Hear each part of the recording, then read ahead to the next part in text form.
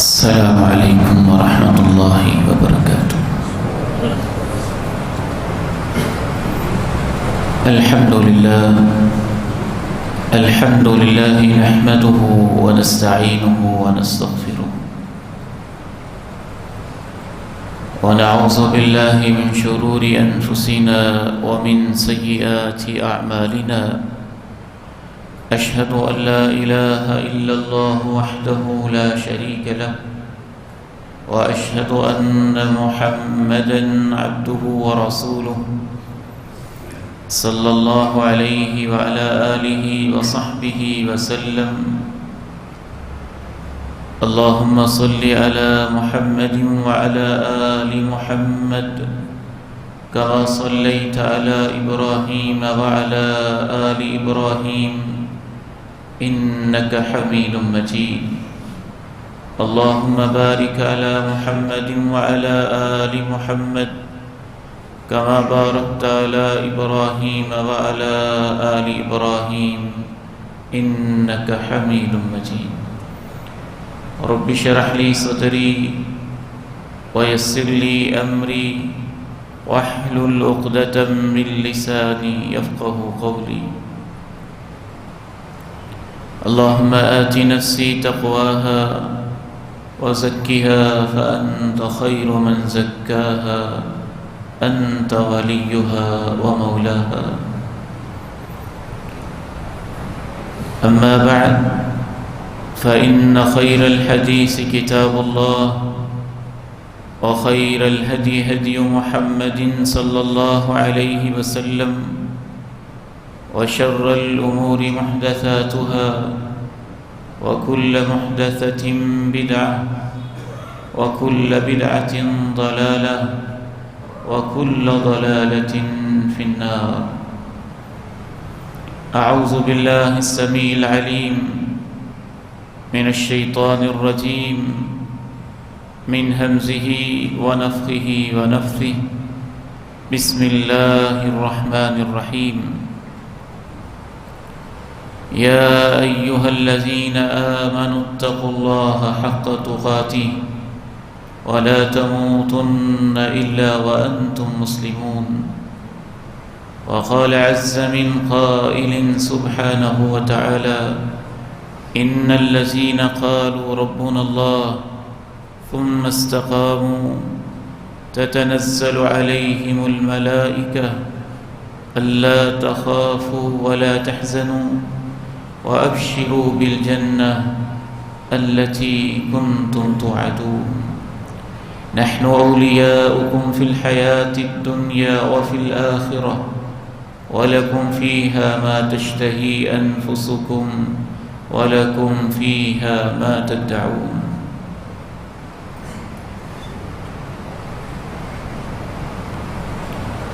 اللہ تعالیٰ نے انسانی فطرت کے اندر یہ چیز رکھی ہے کہ بعض دفعہ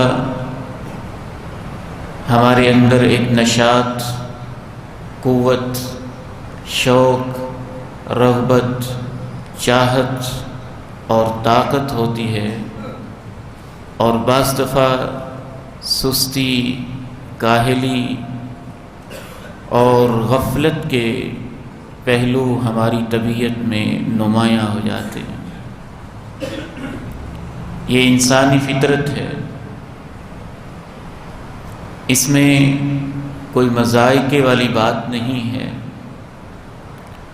لیکن شرط یہ ہے، آپ علیہ الصلاۃ والسلام نے بھی اس طرف اشارہ فرمایا کہ ہر عمل میں تیزی بھی آتی ہے اور ہر عمل میں سستی بھی آتی ہے، لیکن بعض دفعہ یہ تیزی اور یہ سستی یا تھوڑی سی انسان کی ہچکچاہٹ اور اس میں تکاسل شرعی لحاظ سے قابل برداشت ہوتا ہے، بعض دفعہ ناقابل برداشت ہوتا ہے۔ بالخصوص رمضان المبارک میں ایک نشاط، ایک جوش، ایک خروش، ایک جذبہ ایک توانائی، ایک طاقت، نیکیوں کی چاہت، خیر کا شوق دکھائی دیتا ہے، اور اس کے بعد کچھ سستی، کاہلی اور غفلت بھی دیکھنے میں آتی ہے۔ ہم کیسے اندازہ کریں گے کہ اس حد تک سستی قابل برداشت ہے اور یہ سستی ناقابل برداشت ہے؟ اگر تو انسان میں نیکی کا شوق نوافل کے لیے، قیام اللیل کے لیے، تہجد کے لیے، خیر کے، نیکی کے، فضیلت کے کاموں کے لیے کسی وقت بڑھ جاتا ہے اور کسی وقت نوافل میں کچھ کمی یا سستی رہ جاتی ہے، تو یہ قابل برداشت ہے۔ کم از کم فرائض کے اوپر قائم رہے، فجر کی نماز، ظہر کی نماز، عصر کی نماز، مغرب کی نماز، عشاء کی نماز، والدین کے فرائض، بیوی کے حقوق، بچوں کے حقوق، ہمسایوں کے حقوق جو واجب اور فرض کے درجے میں ہیں، کم از کم انسان ان کے اوپر اگر قائم رہے تو خیر ہے، قابل برداشت ہے۔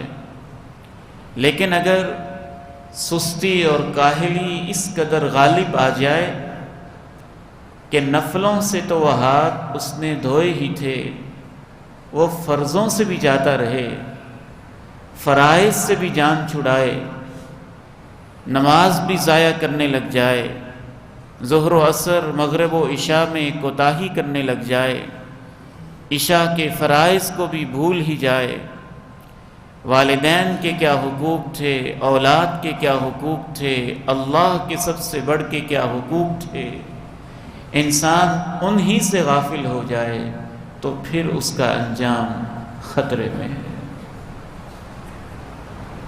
یہ اصول ہمیشہ ذہن میں رکھیے گا۔ کبھی جوش زیادہ ہو جانا، کبھی کم ہو جانا، یہ کوئی قابل مذمت بات نہیں ہے، یہ انسانی فطرت ہے، اور انسانی فطرت ہمیشہ ایک حالت پر قائم نہیں رہتی ہے۔ خود صحابہ کرام رضوان اللہ علیہم اجمعین اللہ کے پیارے نبی علیہ السلام سے آ کے عرض کیا کرتے تھے، ہم آپ کی مجلس میں ہوتے ہیں تو ایمان کی کیفیت کچھ اور ہی ہوتی ہے، اٹھ کے جاتے ہیں تو کیفیت کچھ اور ہو جاتی ہے۔ اللہ تعالیٰ نے بھی قرآن مجید کے اندر متعدد مقامات پہ بیان کیا ہے، اور اہل علم کا اس بات پر اجماع ہے کہ ایمان میں کمی بیشی ہوتی رہتی ہے۔ کبھی ایمان زیادہ ہوتا ہے، جب ایمان زیادہ ہوتا ہے تو نیکیوں کا شوق بھی زیادہ ہوتا ہے۔ کبھی ایمان میں کمی واقع ہو جاتی ہے، جب کچھ کمی ہوتی ہے تو نیکیوں کا شوق بھی کم ہو جاتا ہے۔ اس کے برعکس بھی بعض دفعہ انسان زیادہ نیکیاں کرتا ہے تو ایمان بڑھتا جاتا ہے، اور انسان گناہ کرتا ہے تو ایمان کم ہوتا چلا جاتا ہے۔ الایمان یزید بالطاعات، اللہ کی اطاعتوں سے ایمان میں اضافہ ہوتا ہے، نافرمانیوں سے ایمان میں کمی ہوتی ہے۔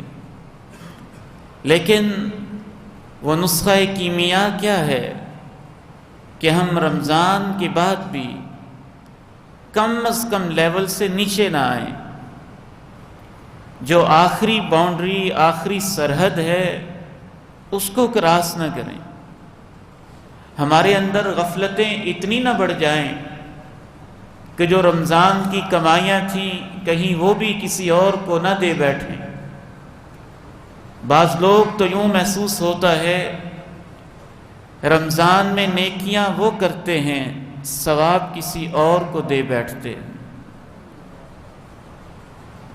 قیام اللیل وہ کرتے رہے، شب بیداریاں وہ کرتے رہے، صدقات و خیرات وہ کرتے رہے، زکوٰۃ و انفاق وہ کرتے رہے، سحری و افطاری کے اہتمام وہ کرتے رہے، پیاس بھوک وہ برداشت کرتے رہے، تلاوتیں اذکار سب کچھ وہ کرتے رہے، لیکن جیسے ہی رمضان گزرا ایسے حقوق کھائے، ایسے غصب کیے، ایسے ڈاکے ڈالے، ایسے جھوٹ بولے، ایسے ظلم کیے، ستم کی کہانیاں ایسی رقم کیں، لوٹ کھسوٹ کا بازار ایسا گرم کیا، غیبت چغلی اور بدگوئی کی زبان ایسی عادت ہوئی کہ جو کچھ کمایا تھا چند ہفتوں کے اندر دوسروں کی جھولیوں میں ڈال دیا۔ بعض دفعہ یہ غیبتیں، چغلیاں، برائیاں، کوتاہیاں ایسے لگتا ہے جیسے آپ نے ایک اکاؤنٹ بینک میں رکھا ہو، بڑی محنت سے وہاں پیسے ایک ایک کر کے جمع کروائے ہوں، اور 15-20 سال کی کمائی کا بینک بیلنس، پھر ہم نے اپنی چیک بک کے بلینک چیک لوگوں میں تقسیم کرنا شروع کر دیے۔ لو جی تمہارے لیے بھی بلینک چیک، تمہارے لیے بھی بلینک چیک، تمہارے لیے بھی بلینک چیک، اور ایک دن کے اندر اندر ہمارا سارا بیلنس زیرو پہ آ گیا۔ جو نیکیاں کرنے کے بعد غیبتوں، چغلیوں اور اس قسم کے اعمال میں لگ جاتا ہے، وہ اپنی نیکیاں لوگوں میں اور مظلوموں میں ایسے ہی تقسیم کر رہا ہوتا۔ حل کیا ہے؟ بچنے کی راہ کیا ہے؟ وہ کون سا راستہ ہے کہ جس سے انسان کچھ نہ کچھ تو کم از کم نیکیوں پہ قائم رہے، اللہ کی حدود کا خیال رکھے، تجاوزات سے کام نہ لے، سرحدوں کو عبور نہ کرے، اللہ کی حدود کو کراس نہ کرے۔ بہت سارے اللہ نے جو اس کے حل بیان کیے ہیں، ان میں سے صرف ایک اور بہت جامع، معنی کافی و شافی، وہ میں آپ کے سامنے عرض کیے دیتا ہوں۔ انشاءاللہ اگر آپ اسے اپنی زندگی کے شب و روز میں شامل کر لیں، حرز جاں بنا لیں، لوہے قلب پہ اس کو نقش کر لیں اور سینوں میں اس کو محفوظ کر لیں، تو انشاءاللہ یہ تو ہو سکتا ہے کہ انسانی کمزوری کی وجہ سے نوافل میں کمی آ جائے، لیکن یہ کبھی نہیں ہوگا کہ آپ فرض چھوڑ بیٹھیں۔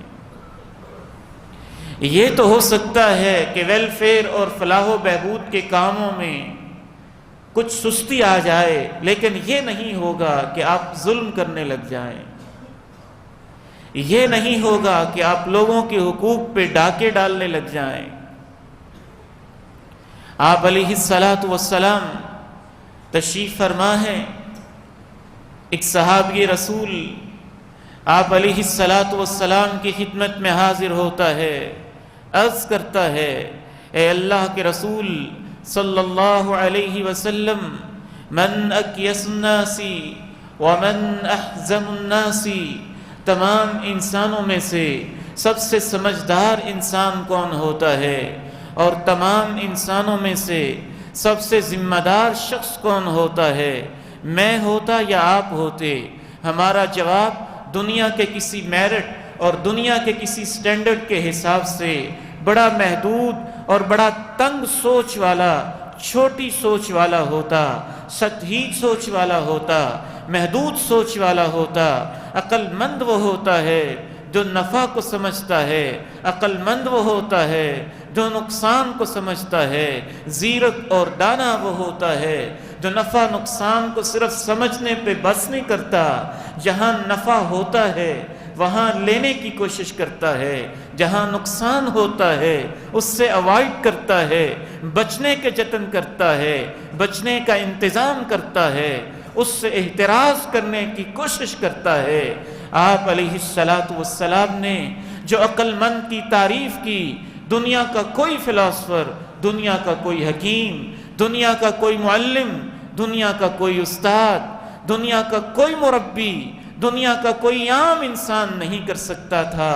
عام انسان سوچتے ہیں، کچھ عقل مند ہوتے ہیں ہفتے کی سوچ سوچتے ہیں، زیادہ عقل مند ہوتے ہیں مہینے کی سوچ سوچتے ہیں، زیادہ عقل مند ہوتے ہیں سال کے پلان بناتے ہیں، زیادہ عقل مند ہوتے ہیں ایک دہائی کے منصوبے تشکیل دیتے ہیں، اور زیادہ عقل مند ہوتے ہیں نصف صدی کے پلان کرتے ہیں، اور زیادہ عقل مند ہوتے ہیں تو ایک ایک صدی کے خاکے اور آؤٹ لائن طے کرتے ہیں۔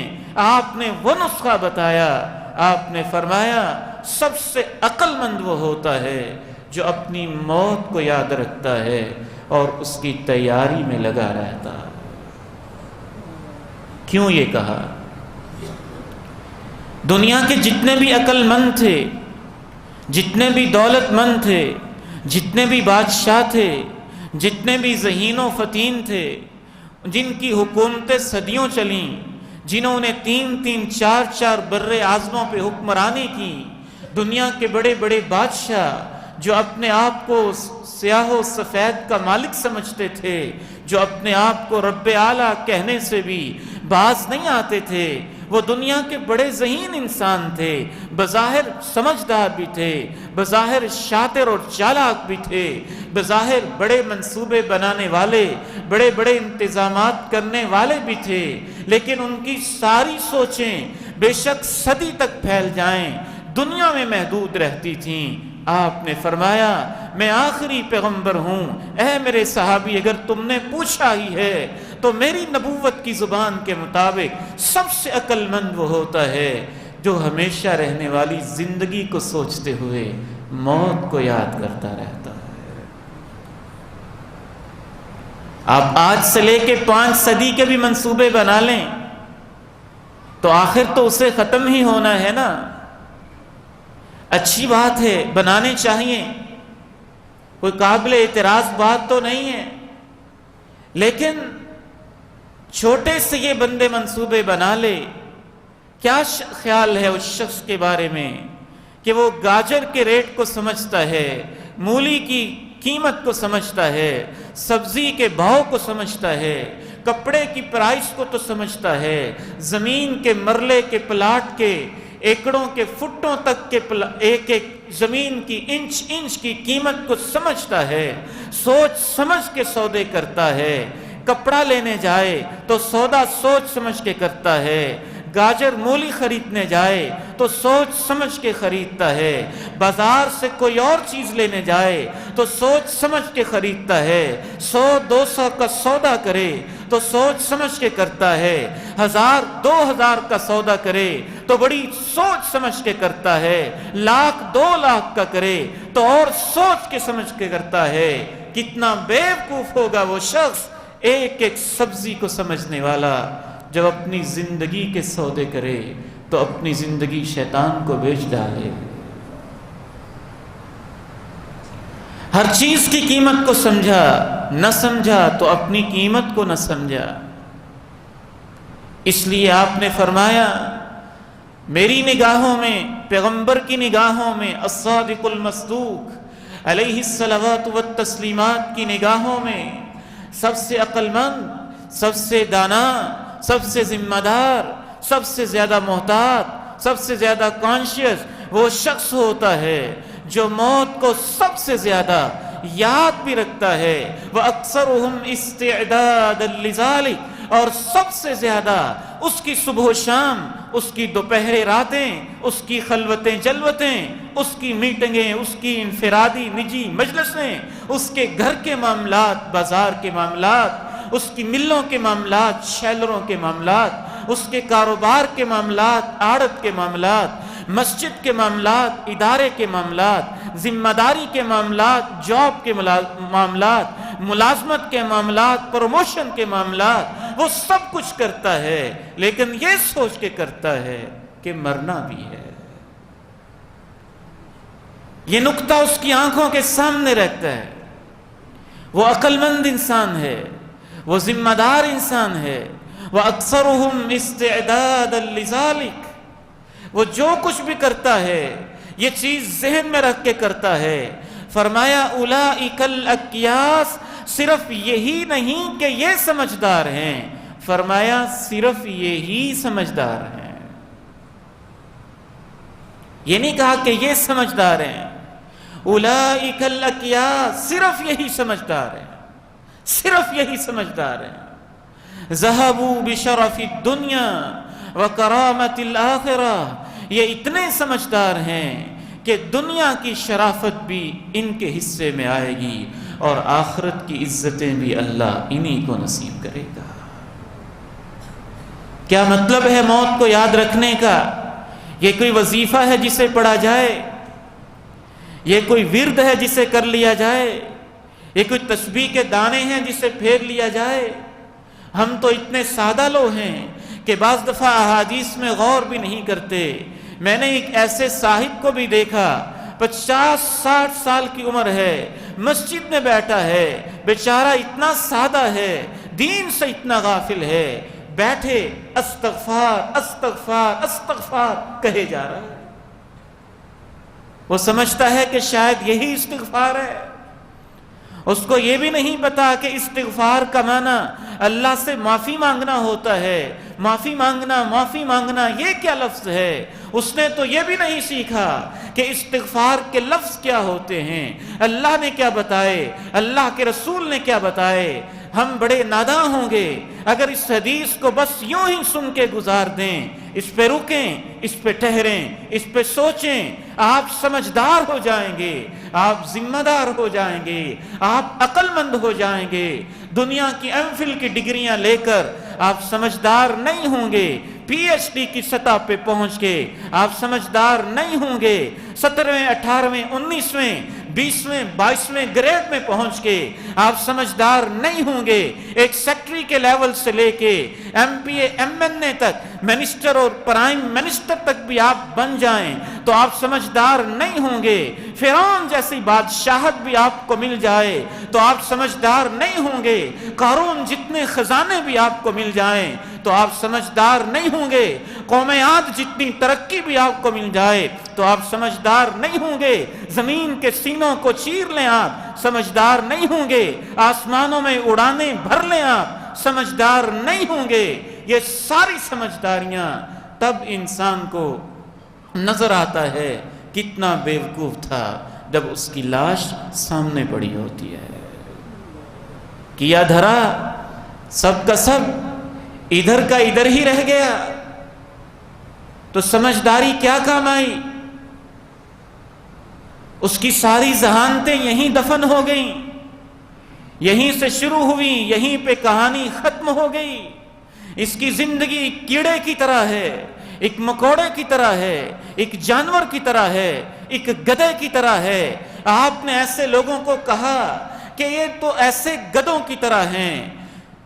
جیفتم باللیل حمار بالنہار عالم بالدنیا جاہل بالآخرہ، جو دن میں گدھے کی طرح جتے رہتے ہیں، رات کو مردار کی طرح سوئے رہتے ہیں، دنیا کو بڑا جانتے ہیں، آخرت کے بارے میں نادان اور جاہل ہیں۔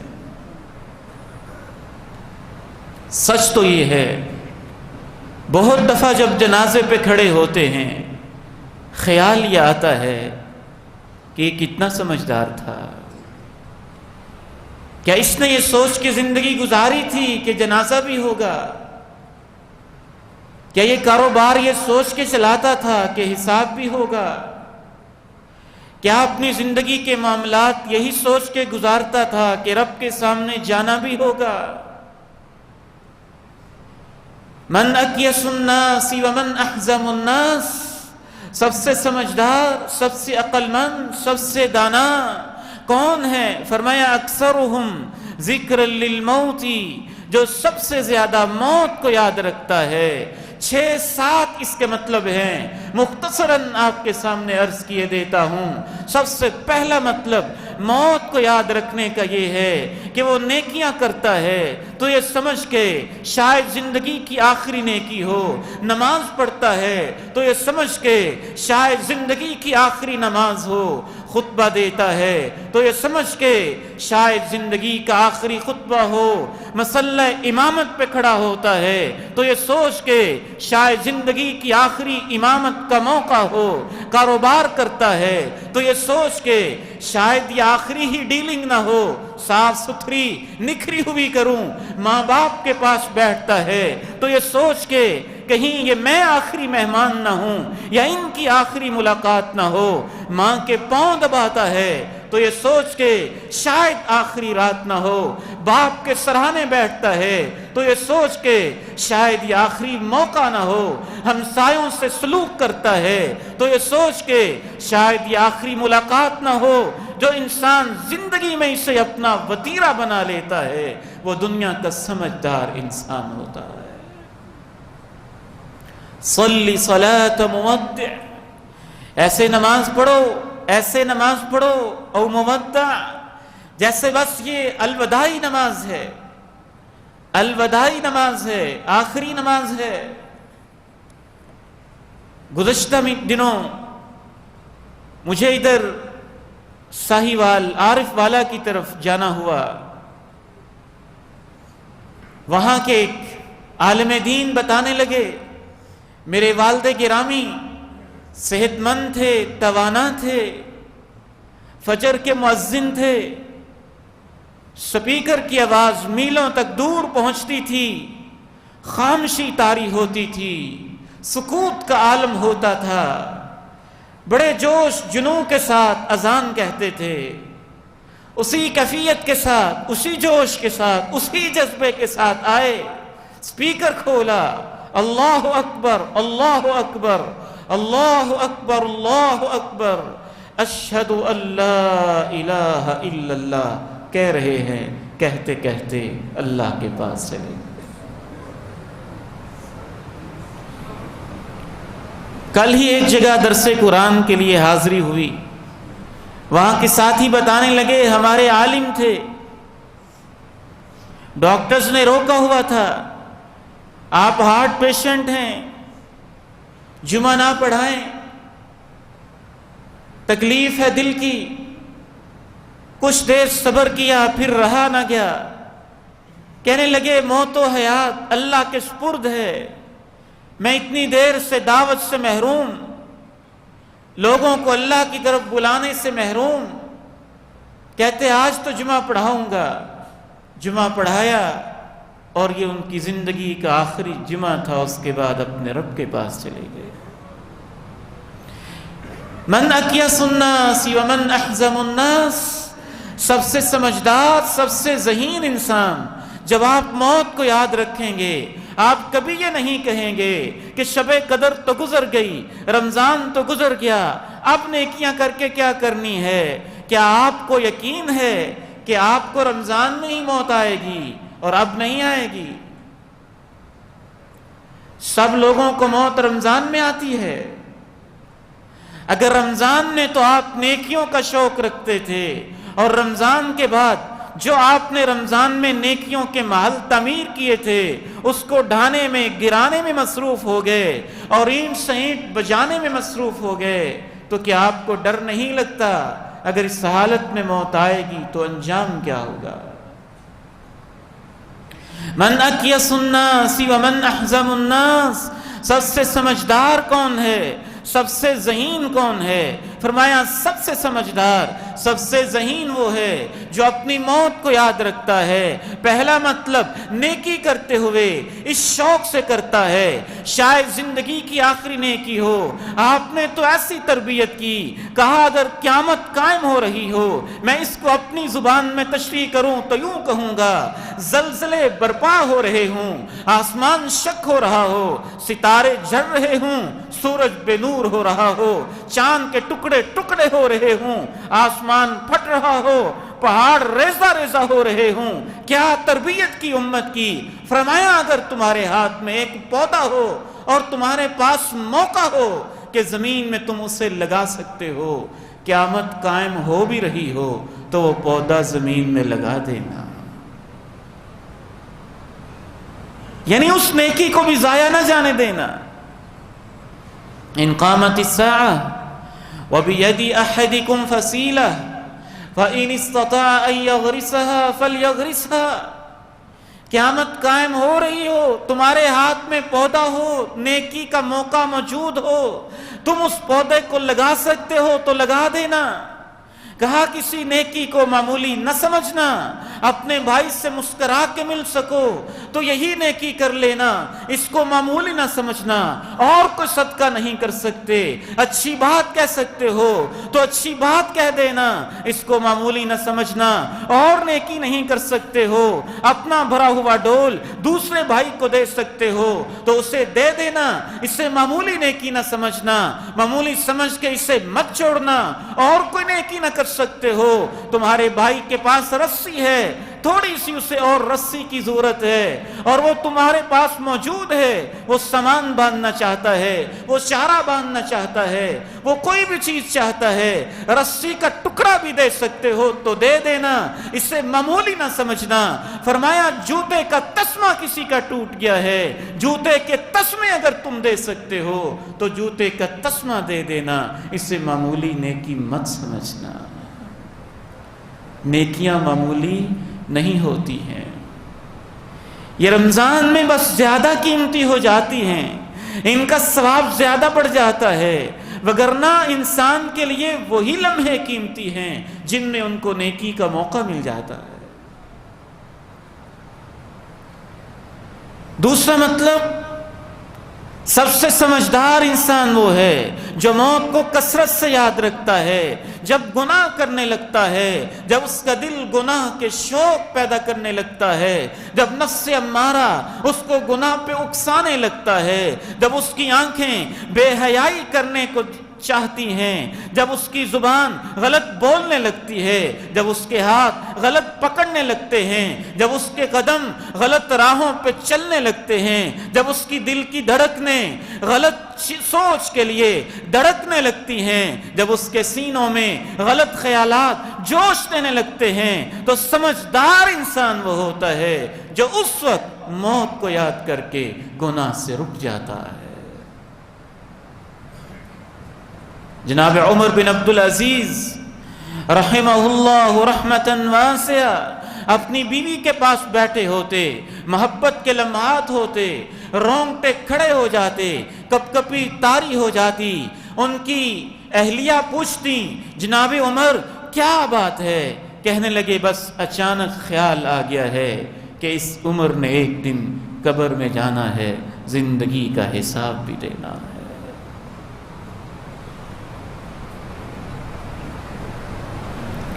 وہ بغداد کے عالم دین کا واقعہ متعدد مرتبہ آپ نے سنا، جس کے پاس ایک دوشیزہ اسے گمراہ کرنے کے لیے چلی گئی، نقاب اتارا، اسے برائی کی دعوت دی اور اس نے کہا اچھا تمہاری برائی کی دعوت پہ بعد میں سوچتا ہوں، پہلے تم مجھے سوال کا جواب تو دو، جب تمہاری میت بالکل الوداع ہونے کے لیے تیار ہوگی، ماں سرہانے، باپ سرہانے، بہن بھائی سامنے موجود ہوں گے، ملک الموت کو تم آنکھوں سے دیکھتی ہوگی، برائی کی دعوت دو گی؟ کہا نہیں۔ پوچھا بتاؤ جب تمہاری چارپائی کو میت کی طرف اٹھا کے قبرستان کی طرف تمہاری میت کو لے جایا جا رہا ہوگا، برائی کی دعوت دو گی؟ کہا نہیں۔ جب تمہیں لحد میں اتاریں گے برائی کی دعوت دو گی؟ کہا نہیں۔ جب تم قبر سے اٹھو گی سب انسان برہنہ ہوں گے، برائی کی دعوت دو گی؟ کہا نہیں۔ اللہ کی عدالت لگی ہوگی، جوانی کا سوال ہوگا، برائی کی دعوت دو گی؟ کہا نہیں۔ واپس گئی۔ پوچھنے والے نے پوچھا کیا کر کے آئی ہو؟ مشن میں کامیاب؟ کہا نہیں، میں اس سے بدلنے گئی تھی، اس نے میری زندگی کو بدل کے رکھ دیا۔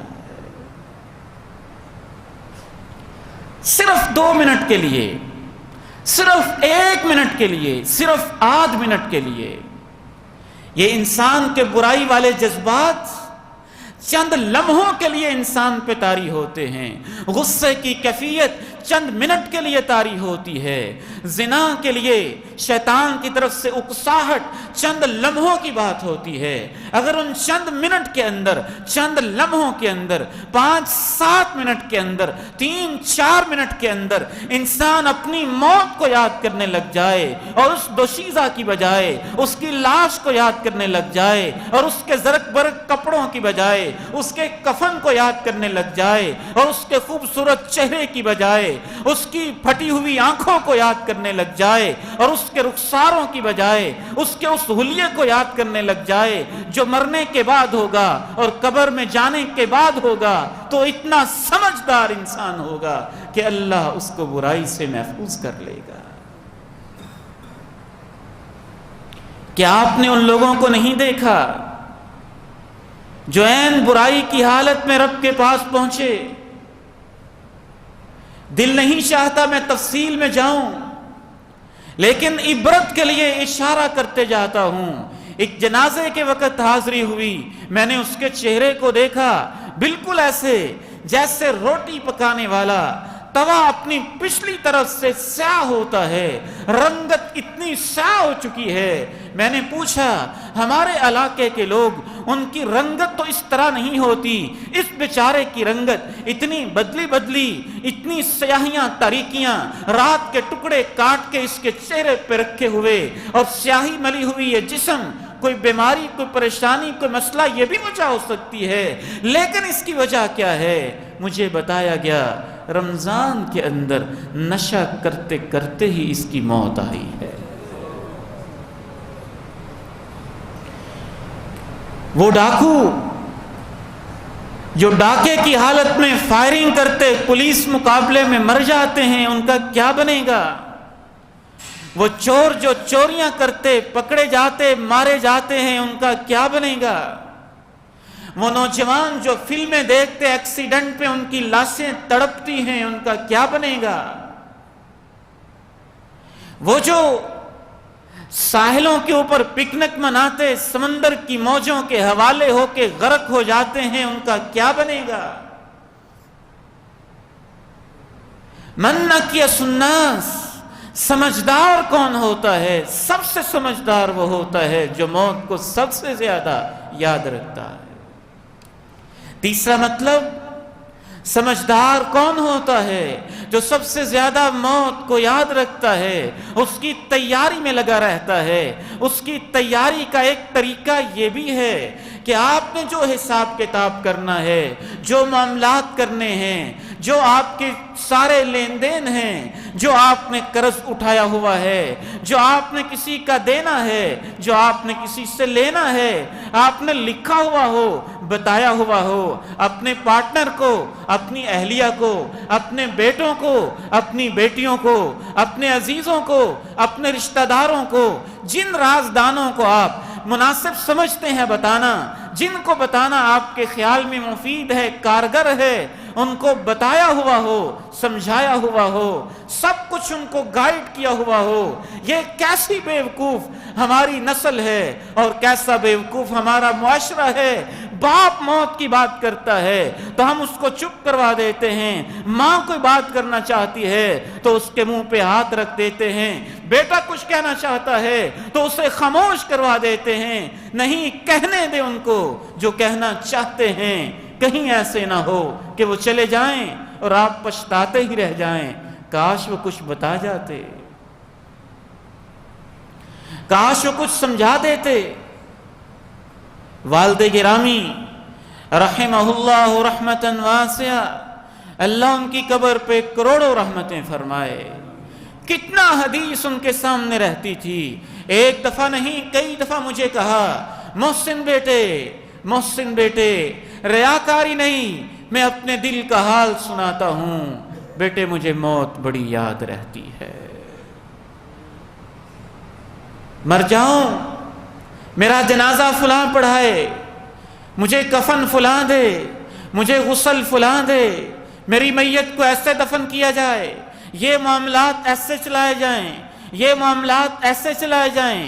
ایک دفعہ نہیں، آپ فرماتے ہیں والد گرامی نے مجھے بتایا کہ میں نے اپنی زندگی میں جب اگلی عمر تھی تب تب بھی وصیت لکھی تھی، حالات بدل گئے، 40 سال کی عمر ہوئی اس کے قریب، پھر میں نے وصیت لکھی، اللہ نے مجھے لمبی عمر دے دی، 60-70 کی عمر میں پہنچا، پھر میں نے وصیت لکھی، اب میری عمر بہت لمبی ہو گئی ہے، اب میں زبانی آپ کو بتانا چاہتا ہوں کہ میری یہ وصیت ہے۔ آپ کیوں نہیں کہنے دیتے کسی کو؟ دل کی بات کہنے دیں، جو وصیت کرنا چاہتے ہیں کر لینے دیں۔ اللہ کے پیارے نبی علیہ السلام کی تعلیمات کے مطابق تو بلکہ یہاں تک ہے، چلیں آپ میں سننے کا حوصلہ نہیں، ان میں کہنے کا حوصلہ نہیں، تو بہترین طریقہ اللہ کے پیارے نبی نے فرمایا، جو شخص بھی کوئی بات کہنا چاہتا ہے کہ میرے مرنے کے بعد ایسے کیا جائے، میرا وہ امتی اس کے لیے جائز نہیں ہے کہ 2 راتیں بھی وصیت لکھے بغیر گزارے۔ کچھ کہنا چاہتے ہیں تو لکھ لیں، اس کو نوٹ کر لیں، یہ سمجھداری کی علامت ہے، یہ آپ کی ذہانت، یہ آپ کی فطانت ہے۔ جناب ابن عمر رضی اللہ تعالی عنہ غالباً اس حدیث کے راوی ہیں، فرماتے ہیں جب سے میں نے اللہ کے پیغمبر سے یہ حدیث سنی ہے، ایک رات بھی ایسی نہیں مگر ہر رات میں میری وصیت لکھ کے میرے سرانے رکھی ہوتی ہے۔ کون معاملات کلیئر کرے گا؟ آپ سمجھتے ہیں اعلان کافی ہو جائے گا؟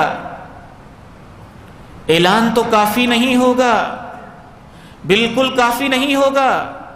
مختصراً اشارہ کرتا ہوں اس حدیث کی طرف۔